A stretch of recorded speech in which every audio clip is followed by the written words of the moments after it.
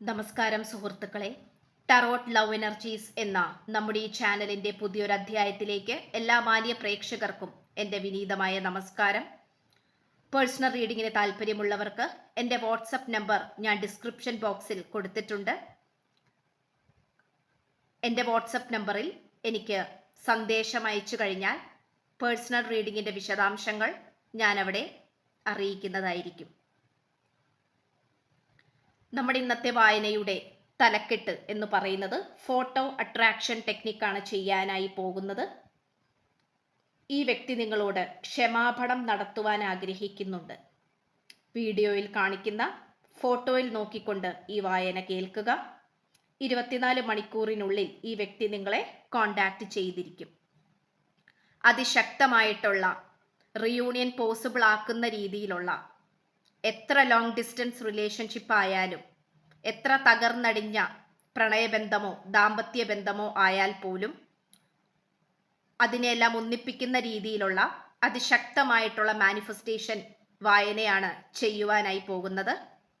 സ്ക്രീനിൽ കാണിച്ചുകൊണ്ടിരിക്കുന്ന ചിത്രം ഒരു സ്പിരിച്വൽ പരമായിട്ടുള്ള ഒരു ആത്മീയതയെ സൂചിപ്പിക്കുന്ന ഒരു ചിത്രമാണ്. ആ ഒരു ചിത്രം നല്ല രീതിയിൽ മനസ്സിലേക്ക് ഉൾക്കൊള്ളാനായി ശ്രമിക്കുക. അതിനോടൊപ്പം തന്നെ നിങ്ങൾ സ്നേഹിക്കുന്ന വ്യക്തിയെക്കുറിച്ചും നിങ്ങൾ ചിന്തിക്കുക. അവരുടെ പേരോ 3 പ്രാവശ്യം മന്ത്രിക്കുക. അതല്ലെങ്കിൽ അവരുടെ മുഖം മനസ്സിൽ ഓർത്താലും മതിയാകും. തുടക്കം മുതൽ അവസാനം വരെയും ഈ വായന നിങ്ങൾ സ്കിപ്പ് ചെയ്യാതെ കാണുവാനായി ശ്രമിക്കുക. അതോടൊപ്പം തന്നെ ഇത് 2-3 പ്രാവശ്യം നിങ്ങൾ ഒന്ന് തുടർച്ചയായി കാണുകയാണെങ്കിൽ റിയൂണിയൻ പെട്ടെന്ന് സംഭവിക്കാനുള്ള സാധ്യതകൾ വന്നേക്കാം. ഒരുപാട് കസ്റ്റമേഴ്സിന് അങ്ങനെ റിസൾട്ടുകൾ ലഭിച്ചുകൊണ്ടിരിക്കുന്നുണ്ട്, ഇപ്പോഴും ലഭിക്കുന്നുണ്ട്. ഒരുപാട് പേരുടെ റിക്വസ്റ്റ് പ്രകാരം കൂടിയാണ് നമ്മൾ നിരന്തരമായി മാനിഫെസ്റ്റേഷൻ വീഡിയോസ് ചെയ്തുകൊണ്ടിരിക്കുന്നത്. നമുക്കപ്പോൾ വായനയിലേക്ക് പോകാം. ചിത്രം നന്നായി മനസ്സിൽ ആസ്പദമാക്കിയെന്ന് വിശ്വസിക്കുന്നു. നമുക്കിവിടെ തീർച്ചയായും കാണാൻ സാധിക്കുന്നത് ഈ വ്യക്തി വളരെയധികം ശാരീരിക ബന്ധത്തോടും മാനസികപരമായിട്ടുള്ള അറ്റാച്ച്മെന്റിനോടും താല്പര്യം കാണിക്കുന്ന ഒരു വ്യക്തി തന്നെയാണ്. ഒരിക്കലും ഈ വ്യക്തിക്ക് നിങ്ങളെ ചതിക്കാനോ നിങ്ങളിൽ നിന്നും അകന്നു പോകാനോ സാധിക്കുകയില്ല. അതിശക്തമായ രീതിയിൽ തന്നെയാണ് ഈ വ്യക്തി നിങ്ങളുടെ അടുത്തേക്ക് വന്നത്. കല്യാണം കഴിക്കണം എന്നുള്ളൊരൊറ്റ മോഹം, അല്ലെങ്കിൽ ഭാര്യ ഭർത്താക്കന്മാരാണെങ്കിൽ ദാമ്പത്യ ജീവിതം നല്ല രീതിയിൽ മുന്നോട്ട് കൊണ്ടുപോകണം, ഈ ഒരു രീതിയിൽ തന്നെയാണ് ഈ വ്യക്തി നിങ്ങളിലേക്ക് കടന്നു വന്നത്. യാദൃശികമായിട്ട് പല വ്യക്തികളുടെ സാന്നിധ്യം വന്നു എന്നത് തന്നെ നമുക്കിവിടെ എടുത്തു പറയേണ്ട ഒരു മഹത്തായ കാര്യം തന്നെയാണ്. മഹത്തായ കാര്യം എന്നുകൊണ്ട് ഉദ്ദേശിച്ചത് നിങ്ങളുടെ മനസ്സ് അത്രയും തകർത്ത അതിരൂക്ഷമായ ഒരു കാര്യം.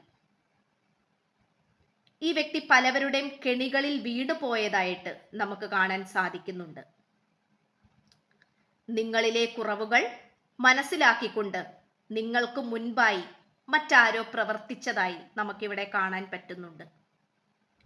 തേർഡ് പാർട്ടി എന്ന് പറയുന്നത് പോലും നിങ്ങളുടെ ഈ ജന്മത്തെ ശത്രു തന്നെയാണ്. നിങ്ങളിലെ പോരായ്മകൾ അല്ലെങ്കിൽ കഴിവുകേടുകൾ, നിങ്ങളിൽ ഒരുപാട് ഗുണങ്ങളുണ്ട്, നല്ലൊരു വ്യക്തിത്വത്തിനും മഹത്വത്തിനും ഉടമകൾ തന്നെയാണ് ഈ വായന കണ്ടുകൊണ്ടിരിക്കുന്നത്. പക്ഷേ നിങ്ങളിൽ ചില കാര്യങ്ങളിൽ പോരായ്മകൾ ഉണ്ടായിരുന്നു. ഈ തേർഡ് പാർട്ടി എന്ന് പറയുന്ന വ്യക്തിയാണെങ്കിലും നിങ്ങളെ നല്ല രീതിയിൽ അറിയാവുന്ന ഒരു പേഴ്സണായിട്ടാണ് ഇവിടെ കാണിക്കുന്നത്. നിങ്ങളെയും നിങ്ങൾ സ്നേഹിക്കുന്ന വ്യക്തിയെയും നല്ല രീതിയിൽ പഠിച്ചിട്ടുണ്ട് ഈ തേർഡ് പാർട്ടി. നിങ്ങളുടെ പോരായ്മകൾ മനസ്സിലാക്കി അതിൽ കയറി പിടിച്ചുകൊണ്ടാണ് പലതരത്തിലുള്ള പ്രവൃത്തികളും നടത്തിയിട്ടുള്ളത്.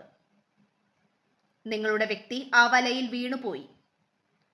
അതിന് ക്ഷമാപണം പറയുവാനാണ് ഈ വ്യക്തി ഇപ്പോൾ ആഗ്രഹിച്ചു കൊണ്ടിരിക്കുന്നത്. കാരണം ഈ തേർഡ് പാർട്ടിയെ പലതവണയും നല്ല രീതിയിൽ പ്രോത്സാഹിപ്പിച്ചുകൊണ്ട് നിങ്ങളുടെ മുന്നിൽ പലതരത്തിലുള്ള നാടകങ്ങൾ ഈ വ്യക്തി അരങ്ങേറിയിട്ടുണ്ട്. അതെല്ലാം പാഴായി പോയി എന്നുള്ള അല്ലെങ്കിൽ അതെല്ലാം ഒരു ശുദ്ധ മണ്ടത്തരമായിരുന്നു എന്ന തിരിച്ചറിവിലേക്ക് ഈ വ്യക്തി വരുന്നുണ്ട്. പല തിരിച്ചറിവിന്റെയും കാലഘട്ടമായിട്ടാണ് ഈ വ്യക്തിയെ സംബന്ധിച്ചിടത്തോളം കാലചക്രം പോയിക്കൊണ്ടിരിക്കുന്നത്. പ്രപഞ്ചശക്തിയായിക്കൊള്ളട്ടെ, നിങ്ങൾ വിശ്വസിച്ചു വിളിക്കുന്ന നിങ്ങളുടെ ആരാധനാമൂർത്തികളായിക്കോട്ടെ, ഈ വ്യക്തിയെ പലതരത്തിലും പല സാഹചര്യത്തിലും ഇട്ട് കഷ്ടപ്പെടുത്തുന്നതായിട്ട് നമുക്കിവിടെ കാണാൻ സാധിക്കുന്നുണ്ട്. ഈ വ്യക്തിക്ക് ഒട്ടും ഇഷ്ടമില്ലാത്ത കാര്യങ്ങളാണ് ഇപ്പോൾ ഈ വ്യക്തിയുടെ ജീവിതത്തിൽ നടന്നുകൊണ്ടിരിക്കുന്നത്. തേർഡ് പാർട്ടിയുടെ സാന്നിധ്യം തന്നെ. പക്ഷേ അതിൽ നിന്നെല്ലാം രക്ഷപ്പെട്ടുകൊണ്ട് നിങ്ങളിലേക്ക് ഓടി വരാനാണ് ഈ വ്യക്തി ആഗ്രഹിക്കുന്നത്. ആദ്യമുണ്ടായിരുന്ന ആ ഒരു സ്നേഹം ഈ വ്യക്തിക്ക് നിങ്ങളോട് വീണ്ടും തിരിച്ചു വരുന്നതായിട്ട് നമുക്ക് കാണാൻ പറ്റുന്നുണ്ട്. നിങ്ങളിലെ വീക്ക് പോയിന്റ്, നിങ്ങളിലെ പോരായ്മകൾ, അതിനെ ഉയർത്തിപ്പിടിച്ചുകൊണ്ടായിരുന്നു പലപ്പോഴും ഈ വ്യക്തി നിങ്ങളെ കുറ്റപ്പെടുത്തിക്കൊണ്ടിരുന്നത്. അതിൽ നിങ്ങൾ തളർന്നു പോയിട്ടുണ്ടാകാം, അല്ലെങ്കിൽ ആ വീക്ക് പോയിന്റുകൾ നികത്താൻ വേണ്ടി നിങ്ങൾ പലതരത്തിലും ശ്രമങ്ങൾ നടത്തിയിട്ടുണ്ടാകാം.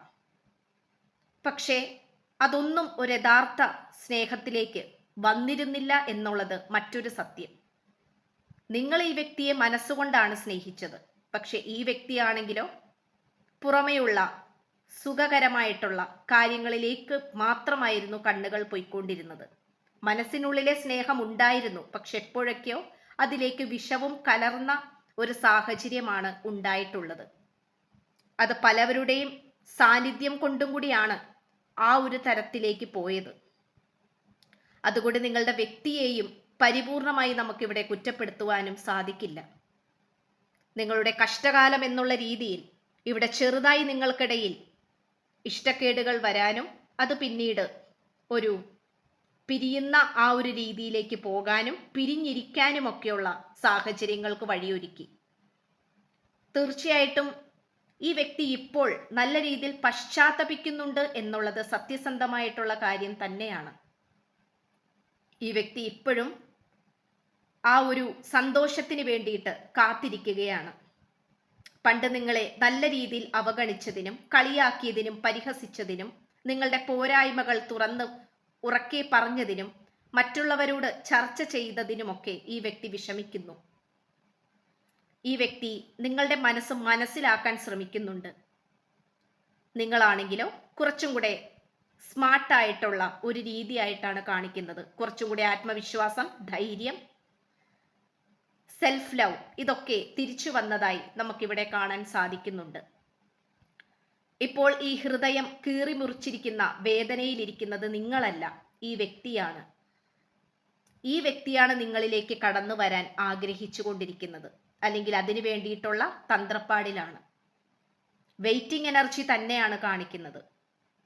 ഒരു മെസ്സേജ് അല്ലെങ്കിൽ കോളൊക്കെ ലഭിക്കാനുള്ള സാധ്യതകൾ അധികവുമായി നമുക്കിവിടെ കാണാൻ സാധിക്കുന്നുണ്ട്. കാരണം അതുപോലെ ഈ വ്യക്തിയുടെ മാനസിക നില തെറ്റിയിരിക്കുന്ന ഒരവസ്ഥ തന്നെയാണ് കാണിക്കുന്നത്.